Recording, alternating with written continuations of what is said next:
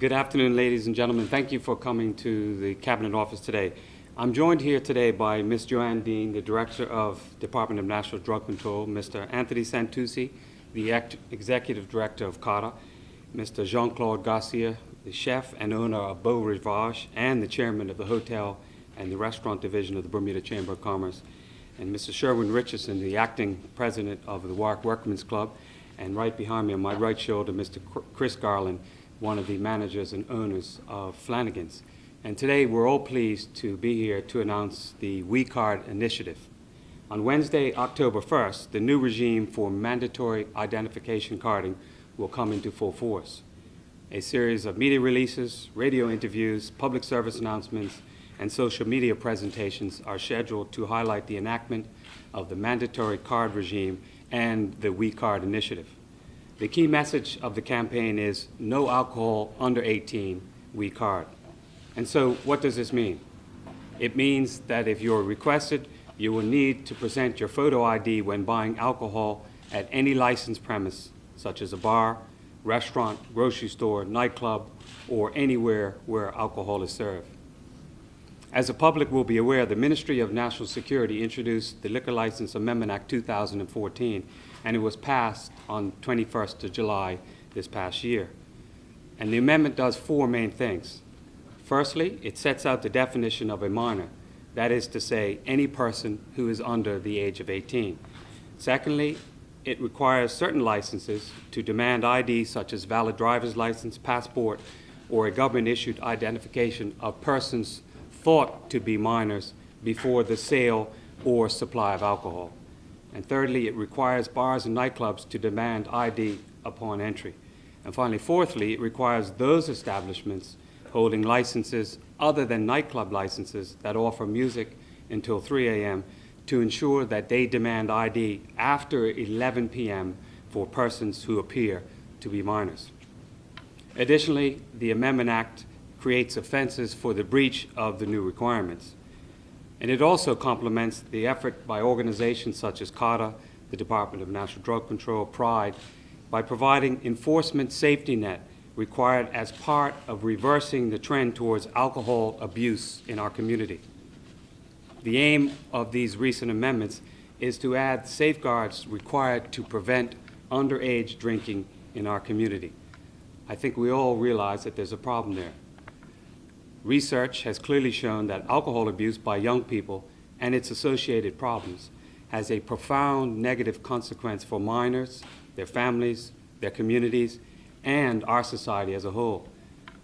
The Ministry of National Security continues to collaborate with our important partners on all aspects of this issue. I think the public can recall that in the summer of 2013, my colleagues and I in the Ministry of National Security convened a meeting of the owners and operators of liquor licensed premises in Bermuda. During that fruitful discussion, the matter of mandatory ID checks was an item discussed and identified as a real problem. In last year's throne speech, the government committed and promised to address this issue. And the implementation of this legislation represents a promise that this government has kept. As I close, I wish to thank CARTA and the owners and operators of licensed premises in Bermuda for their desire to work with this government. This We Card initiative is a very important initiative which we intend to implement on October 1st, and without their support, it wouldn't be possible. As partners, we share a vision of a community that encourages responsible alcohol consumption and behavior. And with those prepared remarks, we are happy to answer any questions. How is this going to be enforced at these licensed premises? The first instance of enforcement will be up to the owners and operators to do as legislation requires, and then after that, the legislation has secondary steps that can come into force. I was looking about a fee in the owners and operators. Well, we've had good discussions about this, so I'm comfortable that we found a happy medium to be successful moving forward in dealing with underage drinking, and by the owners being here today, they bought into the program.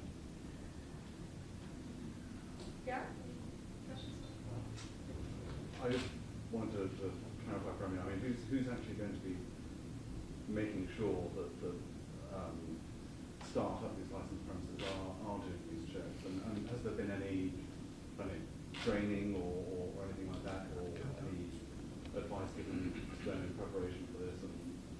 It's a good question. I'll turn it over to Anthony Santucci from CARTA, and Anthony, Absolutely. you can say a few words. As you know, TIPS training, which became mandatory approximately 2 or 3 years ago, to date has trained 1,800, and maybe I'll stop beating the mics, 54 individuals. So the training has taken place over the last 2 years, and they've been given the skills necessary to identify the cards as it relates to dealing with ID checks.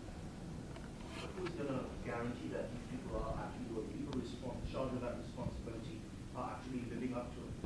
Well, the secondary line, which I referred to earlier, is the police enforcement. And the police, on a regular occasion, will go into establishments throughout Bermuda and take a look at what's going on in there. And so that's how the system's going to work. Now, I realize that you might have some concern about how proactive it will be.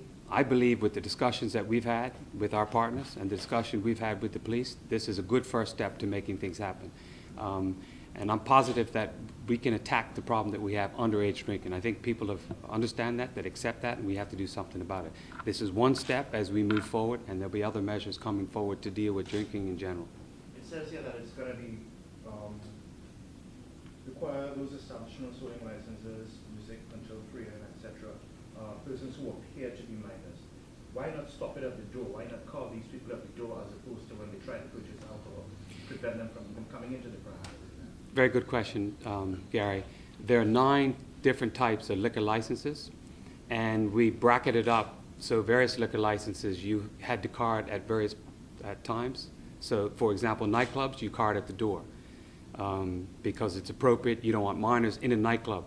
But at a restaurant, you're not going to card at the door because you want your minors to go into the restaurant. And that's why with restaurants that have music playing after a certain time, they will have to card at 11 o'clock. So we keep minors out of it. We tried to find a happy medium because, after all, Bermuda is a hospitality jurisdiction, and we want to make sure that they can flourish and abide by the laws that we accept. So we debated that. We communicated with the industry, and I think we found a good happy medium. Now it's all of us. If we want to deal with this problem, it's all of us to pull our part. Is this, you mentioned the fact, apparently, that we're obviously a hospitality industry.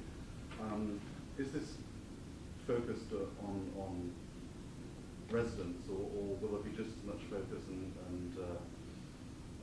attention paid to underage visitors who might try and get into bars and pubs? It's across the board. Yeah. So you're not going to think, okay, well, you're only a visitor at a hotel, and you're 17, you can go and have a drink. The law doesn't allow for that discretion. If a minor slips through the net and is involved in the incident in which it's found that they are drunk, who then becomes liable for prosecution? The owner of the bar or the kid itself himself?